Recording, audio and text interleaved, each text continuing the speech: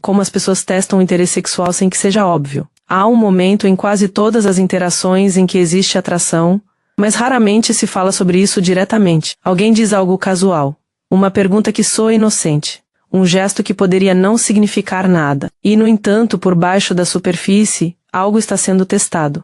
Não de forma agressiva, nem mesmo conscientemente, mas testado, mesmo assim. A maioria das pessoas presume que, quando alguém está interessado, essa pessoa deixará isso claro. Dirá algo, tomará iniciativa, expressará seus sentimentos em palavras que não deixam margem para dúvidas. Mas a psicologia humana não funciona assim. Especialmente quando a situação parece delicada, quando a rejeição parece possível, quando a vulnerabilidade parece arriscada.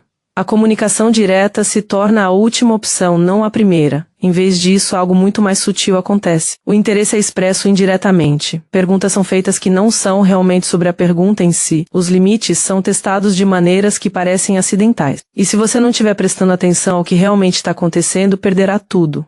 Isso não é manipulação, é proteção. É a maneira como as pessoas criam oportunidades de conexão sem se exporem a uma rejeição direta. E, uma vez que você entenda como funciona, começará a notar isso em todos os lugares, não apenas em encontros amorosos, mas também em amizades, relacionamentos profissionais e dinâmicas sociais de forma mais ampla. A primeira coisa a entender é que a expressão direta de interesse sexual acarreta riscos significativos. Se alguém diz exatamente o que quer, e a outra pessoa não quer o mesmo, não há como voltar atrás.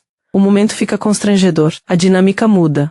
O relacionamento, qualquer que fosse a forma que assumia antes, se transforma de maneiras irreversíveis. Então, em vez de expressão direta, as pessoas criam testes, micromomentos planejados para avaliar a resposta antes de se comprometerem mais. Se a resposta for positiva, podem intensificar o contato. Se for negativa, podem recuar sem nunca terem dito tecnicamente nada. É por isso que tantos momentos de potencial conexão parecem ambíguos, porque são planejados para serem ambíguos. A ambiguidade é o objetivo. É um mecanismo de segurança embutido na própria interação. Considere quantas vezes a atração se manifesta por meio de perguntas que parecem completamente alheias ao assunto. Você está saindo com alguém? Soa como uma conversa casual.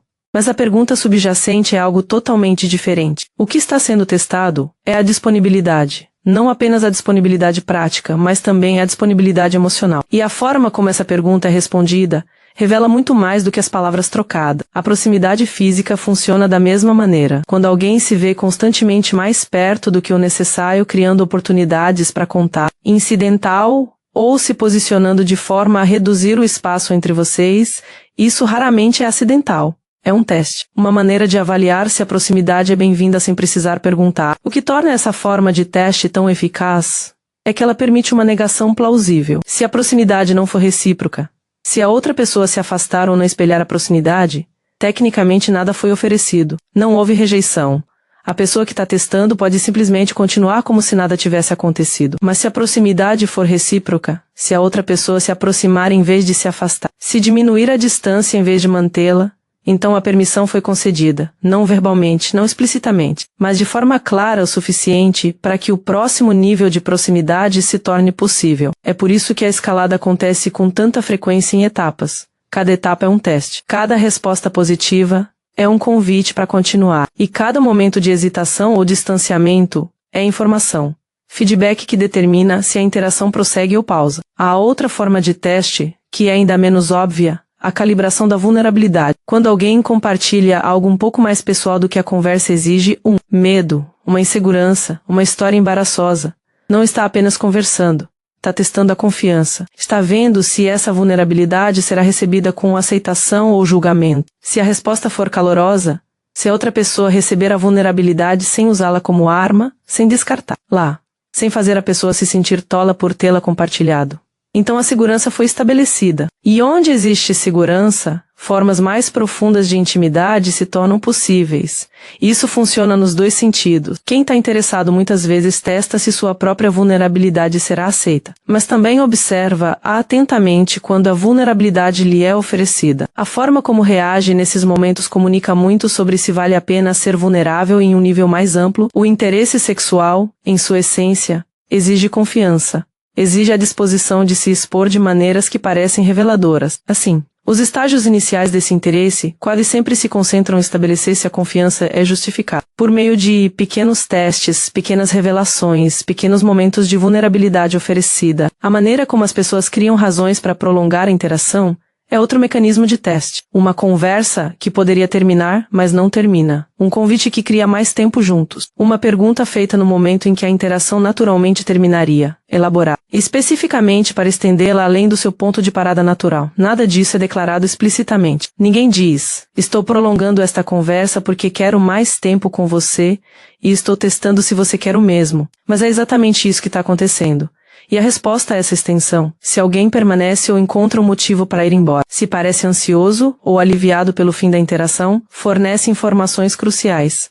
Pessoas interessadas criam oportunidade. Elas inventam motivos para mais contato, mais tempo, mais interação e observam atentamente se essas oportunidades são aceitas ou recusadas. Isso pode se manifestar como sugerir uma segunda bebida quando a primeira acaba. Como mencionar um evento futuro e observar a reação. Como enviar uma mensagem desnecessária, um link, um meme, uma referência a uma conversa anterior, apenas para ver se a resposta vem rápida, calorosa e engajada. O conteúdo da mensagem importa muito menos do que a resposta que ela gera. O que está sendo testado não é se você gostou do artigo que enviaram, é se você vai responder, como vai responder, e o que essa resposta sugere sobre o seu interesse em manter a conexão. Existe uma forma particularmente sutil de teste que ocorre por meio de cenários hipotéticos. Alguém pode fazer uma pergunta que soa filosófica ou abstrata, o que você faria se, ou você já pensou.